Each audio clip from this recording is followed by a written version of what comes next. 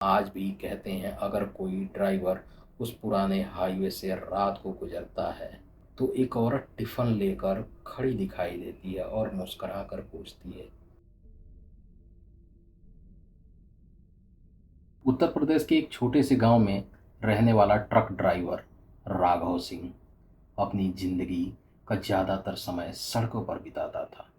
उम्र लगभग 38 साल, चेहरे पर मेहनत की लकीरें, आंखों में जिम्मेदारियों का बोझ और दिल में कुछ ऐसे राज जिन्हें उसने कभी किसी से पूरी तरह कहा ही नहीं। राघव पिछले 15 सालों से ट्रक चला रहा था। कभी वाराणसी, कभी प्रयागराज, कभी मिर्जापुर।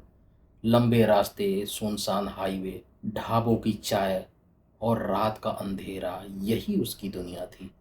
घर पर उसकी पत्नी सीमा, बूढ़े पिता राम किशोर सिंह और माँ कमला देवी रहते थे। सीमा बहुत ही सीधी और समझदार औरत थी। राघव जब भी रात के सफ़र पर निकलता था, सीमा उसके लिए खाना बना कर रखती थी। और अगर रास्ता गांव के पास से गुजरता तो कभी कभी खुद खाना लेकर हाईवे तक पहुंच जाती थी। राघव मजाक में कहता, दुनिया वाले कहते हैं ट्रक ड्राइवरों की ज़िंदगी अकेली होती है, लेकिन मुझे लगता है मेरी ज़िंदगी में सबसे बड़ा सहारा तुम हो। सीमा मुस्कुरा देती है, लेकिन सीमा नहीं जानती थी राघव के दिल में एक नाम आज भी जिंदा था, नंदिनी। करीब 15 साल पहले जब राघव ट्रक नहीं चलाता था तब अपने गांव के खेत में काम करता था। उसी दौरान पड़ोस के गांव की लड़की नंदिनी से उसकी मुलाकात हुई थी। नंदिनी हंसमुख थी, बड़ी बड़ी आंखें, लंबे बाल और बातों में ऐसा अपनापन कि कोई भी पहली बार में उससे जुड़ जाए। धीरे धीरे दोनों मिलने लगे। गांव के बाहर पुराने बरगद के पेड़ के नीचे, नदी किनारे, खेतों की पगडंडियों पर दोनों ने साथ जीने मरने के सपने देखे। एक दिन नंदिनी ने कहा, राघव, अगर कभी मैं तुमसे दूर हो गई। राघव हंस पड़ा, पागल हो क्या, तुम्हें कभी दूर नहीं जाने दूंगा। नंदिनी मुस्कुरा दी, लेकिन शायद किस्मत कुछ और ही लिख चुकी थी। एक रात नंदिनी अचानक गायब हो गई। पूरा गांव उसे खोजता रहा। 3 दिन तक कुछ पता नहीं चला। फिर एक दिन कुएं के पास उसकी एक चप्पल मिली, लेकिन नंदिनी कभी नहीं मिली। न लाश, न कोई सुराग।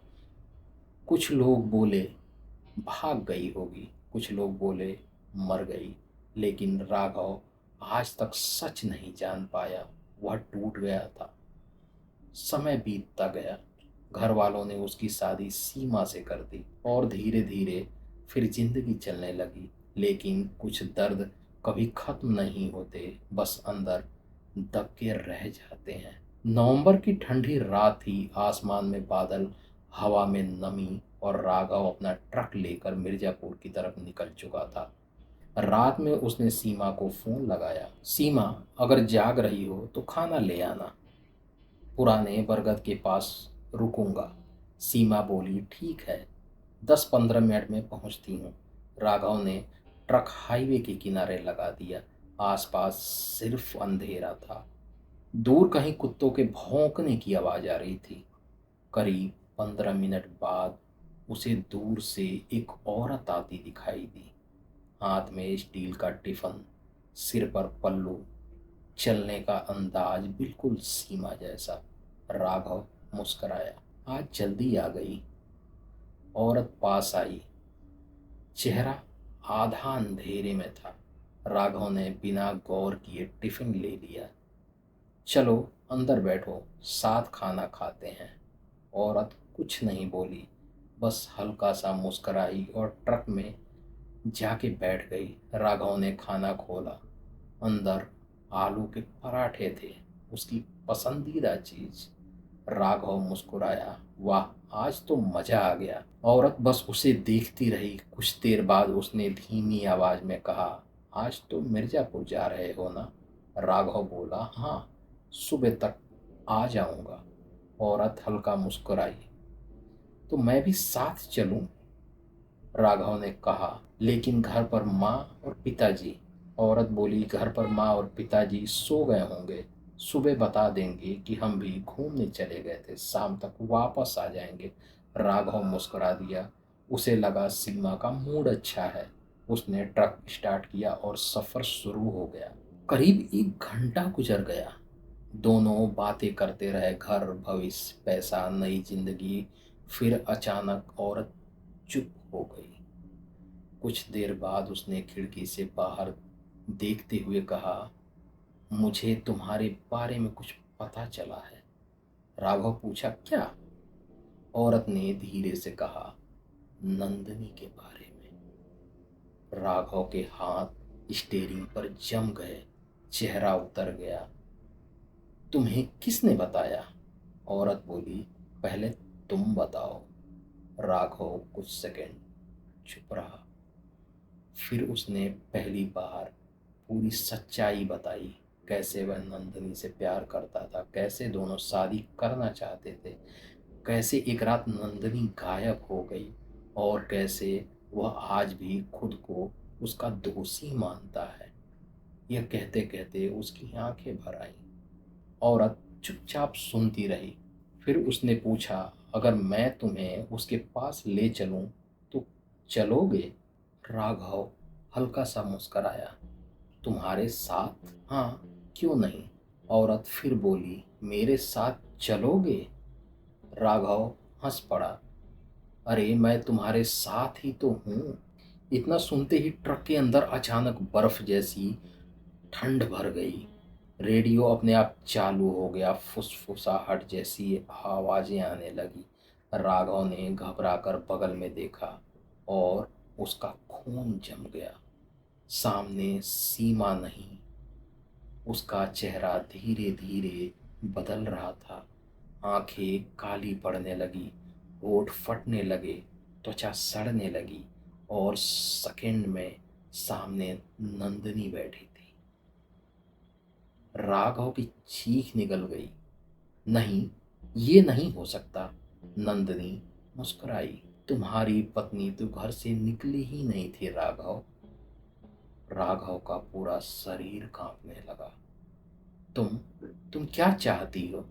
नंदिनी की आवाज भारी हो गई। बस अपना वादा पूरा करवाना चाहती हूँ।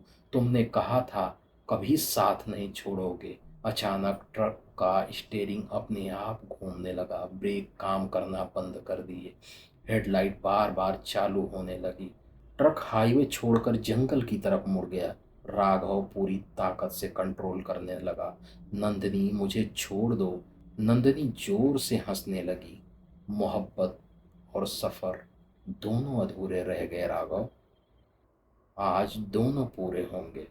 ट्रक तेजी से खाई की तरफ बढ़ने लगा। राघव ने पूरी ताकत से दरवाजा खोला और छलांग लगा दी। वह सड़क किनारे गिरा और बेहोश हो गया। अगली सुबह पुलिस पहुंची। ट्रक खाई के किनारे खड़ा था, इंजन बंद था, दरवाजा खुला था, लेकिन अंदर कोई नहीं था। सिर्फ ड्राइविंग सीट पर उंगलियों से लिखा, मैं उसे भूल गया था, और नीचे, लेकिन वो मुझे नहीं भूली। राघव बच गया, लेकिन उस रात के बाद उसने कभी रात में ट्रक नहीं चलाया। आज भी कहते हैं, अगर कोई ड्राइवर उस पुराने हाईवे से रात को गुजरता है तो एक औरत टिफिन लेकर खड़ी दिखाई देती है और मुस्कुरा कर पूछती है, मिर्ज़ापुर जा रहे हो ना? और जो उसे साथ बैठा लेता वो कभी वापस नहीं आता, क्योंकि कुछ मोहब्बतें मरने के बाद भी ख़त्म नहीं होती, और कुछ सफ़र कभी पूरे नहीं होते। अगर आपको ये कहानी पसंद आई तो वीडियो को लाइक करें, शेयर करें, और कहानी और हकीकत को सब्सक्राइब करना मत भूलिए, क्योंकि अगली कहानी सिर्फ आपकी नींद नहीं, आपकी सोच भी उड़ा देगी। तब तक डरते रहिए और देखते रहिए कहानी और हकीकत।